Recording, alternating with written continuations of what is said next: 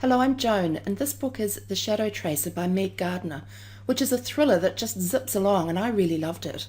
It's the story of a woman called Sarah Keller who makes her living doing something called skip tracing, which is finding people who've chosen to live off the grid for one reason or another.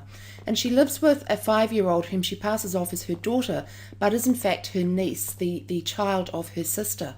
Now, her sister got in with a bunch of real bad guys, a polygamist sect, a family who live espousing fundamentalist principles and have a lot of the attributes that you might expect of that. And they arranged to have the mother of this child murdered. So since then, she's lived with Sarah.